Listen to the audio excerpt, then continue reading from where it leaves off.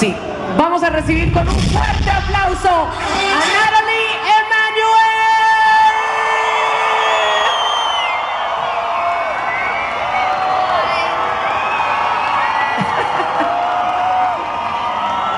I'm telling you.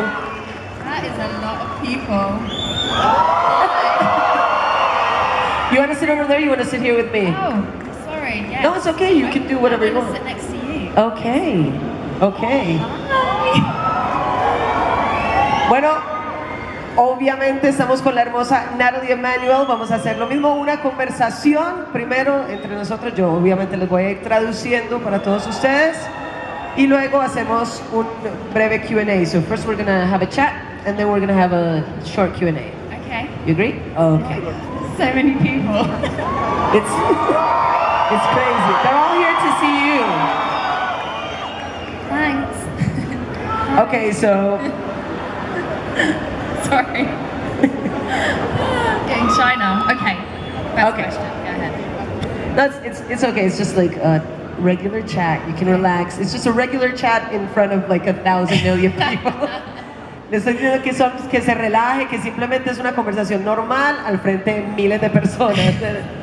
Okay, so well, first of all, welcome to Colombia. Thank you. Gracias. I want to start, okay, a lot of people know you obviously from Game of Thrones, Miss Sunday, right? But also some people know you from the Fast and Furious franchise. Other people know you from Maze Runner. Let's talk a little bit about how did you begin your career? How did you get into acting? Le estoy diciendo, muchos la conocemos por Juego de Tronos, muchos la conocemos por Rápido y Furioso, la séptima y octava entrega de esa saga. También la conocemos de la película Maze Runner, pero ¿cómo fue su proceso para llegar a ser actriz y ser hoy quien se sienta aquí al lado mío? So I began acting really young. I was a child, but I did it for fun as a hobby. And my mum would look at the newspaper, the local newspaper, and there would be like auditions for shows, local shows. And then we would go for them if we liked it. Yeah, it sort of started off as a hobby and for fun, and then as I got older, my mum was really strict with school. So even though I had auditions and would often do shows and stuff, I wasn't allowed time off of school. So once I got to a certain level in my schooling, then she was like, okay, now you can audition for stuff that's a bit more like long term. And then I got a job on a TV show in England called Hollyoaks, which was a soap opera. What was it called? Hollyoaks. Hollyoaks. And then it kind of just went from there, to be honest. Dice que ella comenzó a actuar desde muy chiquita, desde muy joven, pero lo hacía más como un hobby porque le divertía. Y la mamá siempre miraba el periódico, en el periódico habían como audiciones, e iban y las hacían, pero porque era algo divertido. Sin embargo, la mamá siempre era muy exigente con que no dejara el colegio, que tenía que estudiar. Cuando ya llegó a cierto nivel del colegio, que ya, bueno, ya había terminado como sus estudios, entonces ahí ya la mamá le dejó ir a audicionar para roles que eran un poco más largos. Hizo una telenovela, por ejemplo, en televisión británica llamada Hollyoaks, ¿cierto? Y pues ahí ya como que comenzó. When you were 10 years old, I think it was, you participated in a musical, which is something that people, like a story that is really close to most people's hearts, which is The Lion King. Yeah. What was that experience? Did you sing? I did. How was that? I played young Nala in The Lion King, and I was 10. And I had to sing, I had to dance, I had to act, and it was a huge nationwide audition process. They've just auditioned all over the country, all over the UK to cast that show, and and I just went to an audition in London. I had 9 rounds of auditions. Whoa. Before I got that job, and it was like the moment where I was like, this is what I want to do for my job now. Like, I knew it there and then, because it was such a beautiful show. Like the artistry, the puppetry, the stage design, it's just so amazing. So I was like, this is the coolest thing ever, and I want to do this every day. And also, at the opening night party, I met the Spice Girls. So oh my God. I was really excited about that. Yeah. Le pregunto al respecto del Rey León, un musical en el cual ella participó cuando tenía 10 años.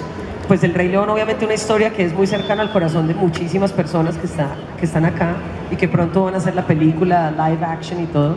Y pues resulta que ella la hizo cuando tenía 10 años. Dice que fue una búsqueda, unas audiciones de todo el país. Por todo el país buscaron chicas que pudieran participar ahí. Ella logró, después de 9 audiciones, ser la joven Nala en el musical.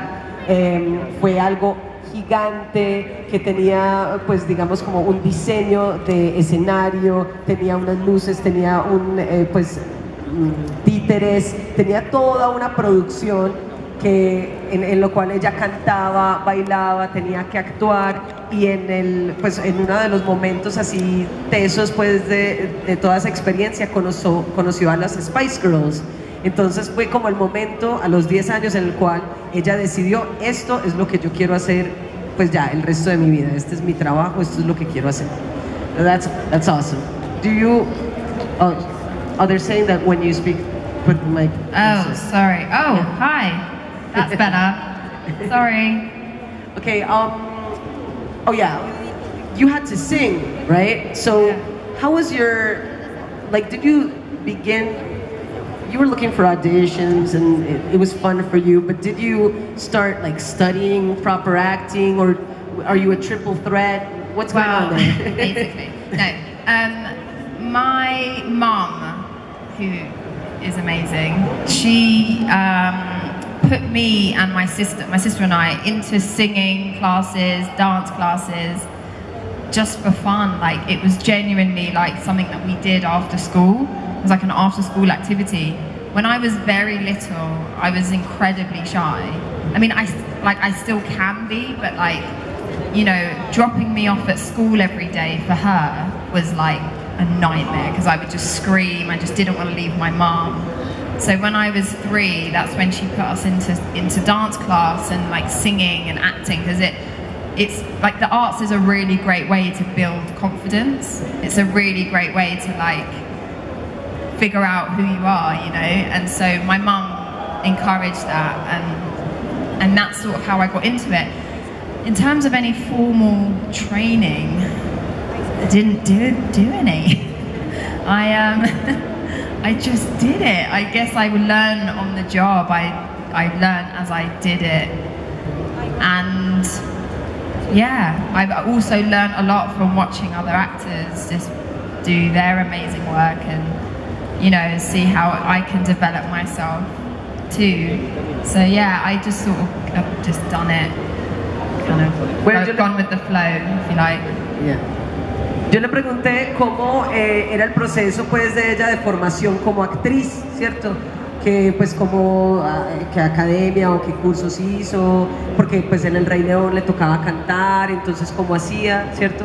Hay un término en inglés que es triple threats, que son las personas que saben actuar, que saben cantar y saben bailar, que son una amenaza triple, ¿cierto? Y me dice que pues sí, que el asunto es que ella cuando era muy joven era muy tímida, que ahora no tanto, pero que a veces puede serlo también, y esa timidez era caótica para su madre, porque cada vez que la mamá la llevaba al colegio, ella lloraba, hacía berrinche, era muy complicado pues dejarla en el colegio.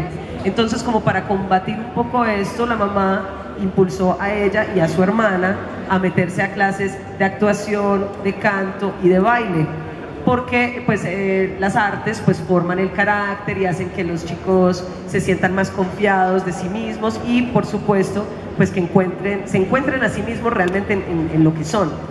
Entonces ella hizo pues como todos esos cursos y empezó pues como a, por decirlo así, florecer ahí.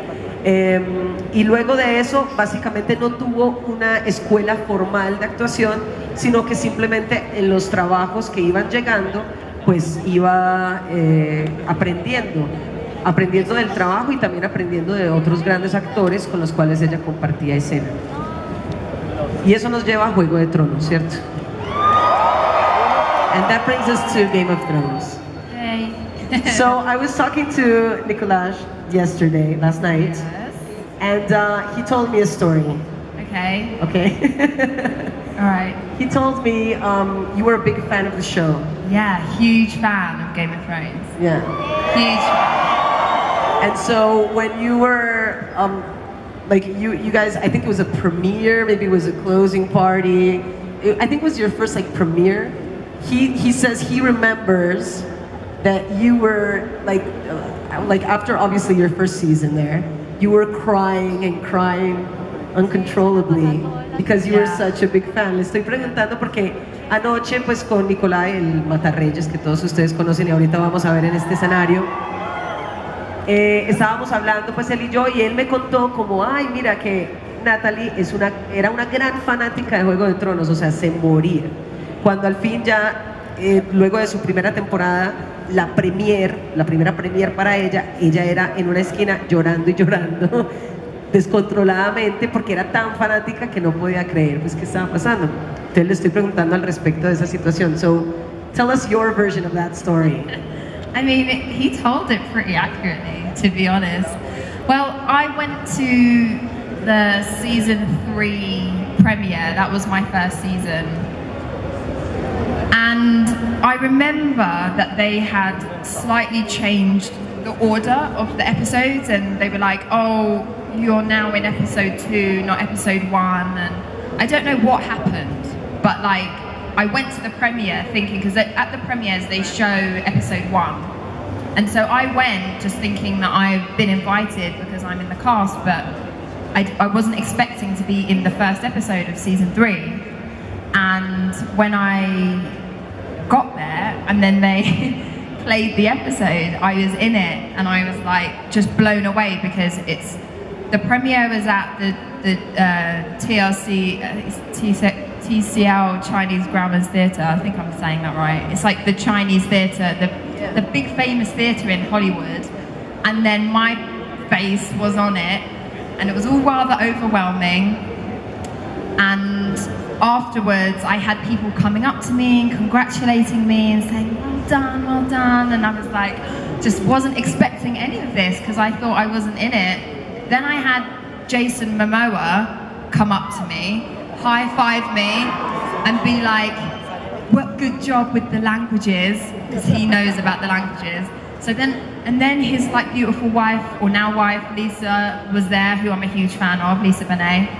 I mean, love her. And she was there, and I was like, what is happening? And I just kept phoning my mum, by the way, who's in London. So it's like the middle of the night for her, and I'm just like crying down the phone to my mum, like, is this all just too much? I don't know what I'm, like, this is so weird for me. Like, I couldn't quite get a grip of myself.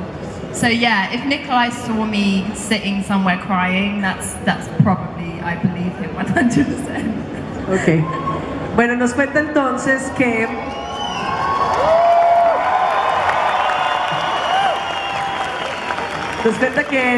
ella ingresó en la tercera temporada de la serie. Ya era una fanática, pero hacía morir. Y cuando era la premier normalmente está en este teatro chino todo grande que hay en Los Ángeles, pues en Hollywood, ¿cierto? Y allá era la premier, todo el mundo fue y ella pensó que la habían invitado porque pues como ya hacía parte del elenco, entonces como para hacerle el bien de incluirla, pero ella no sabía que ella, porque en la premier solo muestran el primer capítulo y resulta que pues como ellos y le dicen como que ay bueno, esto que acabaste de grabar va a ir en el segundo capítulo, ella pensaba que ella en el primer capítulo no iba a aparecer, sino desde el segundo. Cuando, oh sorpresa, sale pues el primer capítulo y se ve ella ahí en esa pantalla toda grande y en Juego de Tronos, que ella era supremamente fan, se quedó como perpleja después de que se acabó pues el capítulo. Se le acercan personas, entre ellos se le acerca Jason Momoa, que es, ustedes saben, Drago, o también Aquaman, ¿cierto? Pues que lo conocemos muy bien por ambos universos. Y pues y la esposa de él, que es Lisa Bonet, que es la ex esposa de Lenny Kravitz, pero también es una chica muy famosa hace mucho tiempo. Se le acercan y le dicen, hey, súper bien, y como que chocan de palmas y le dicen, no, súper bien con los idiomas, porque Jason obviamente le tocó pues todo eso también de aprenderse este idioma inventado, pues cierto, que súper bien, lo hiciste muy bien, y ella pues abrumada con toda la experiencia, llamando a la mamá, que la mamá estaba en Londres, la diferencia horaria como 7 horas, llorándole a la mamá, así como en una esquinita, y que seguramente Nicolás lo que vio fue ella ahí llorando en una esquinita, abrumada por toda la situación. Okay, that's awesome. That's a cool story. Yeah, cried a lot. Speaking of languages, Yes. you are basically you are to Daenerys Targaryen what I am to you right now. You are doing a much better job, to be honest. No, I'm not. No. I don't speak any languages, as It's you know. all a lie. I know. I mean, I speak some sentences of a fictional language, which isn't really useful. So. But I think it's useful. Wait, let me translate to them, and maybe they'll think it's useful. Yo le estaba diciendo que es que ella es conocida en la serie obviamente como ser la traductora de Daenerys Targaryen, ¿cierto? Es decir, ella más o menos es la Pamela de Daenerys Targaryen. Y ella me dice, no, pero tú estás haciendo una mucho mejor labor, pues yo no sé ningún idioma, solo me sé algunas frases de un idioma inventado y eso no sirve para mucho. Yo difiero de eso. Ustedes creen que sirve de mucho, ¿no? Sirve el hecho de que sepa. Debería hablarnos un poquito en alguno de esos idiomas, ¿no? Sí, you should speak a little bit. Come on. Okay, I'm gonna say, because I've said this phrase so many times, it's ingrained in my memory. Okay, ya ha dicho tantas veces esta frase en su vida que ya está clavada en su memoria, está grabada en su I think you memoria. lot know what I'm gonna say already. Cree que ustedes ya deben imaginarse lo que va a decir. Okay. Daenerys jarmazmo ayonajot demas. En lentro Targaryen. Ziobrosio velos. Dorzalti marino daria.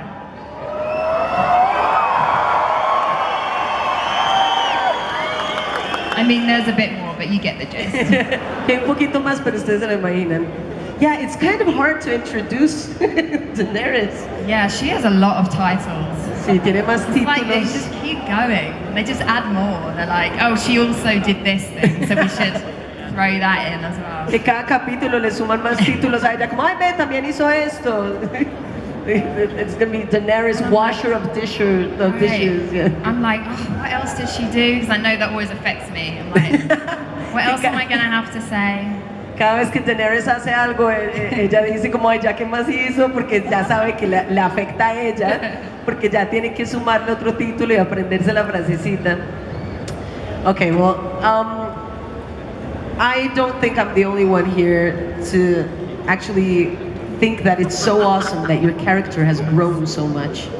Que su personaje ha crecido mucho en la serie, ¿no? Eso es algo fenomenal, because you began just being this translator, and now you have a whole like story arc, obviously Grey Worm, you know.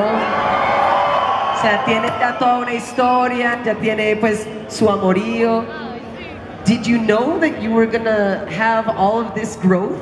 You No. just thought you were gonna do translation and that's it. Como No. que sabía o no sabía pues para dónde iba el personaje. So when the audition came through for that, the character breakdown was so vague. It was like, just sort of said 3, maybe 5 episodes, may have future season, like future potential, but it was so like open-ended. I'd been sent like 3 episodes or something, so I wasn't really under the impression that this was a long-running thing. They were like, maybe, probably depending on how she's received by the fans.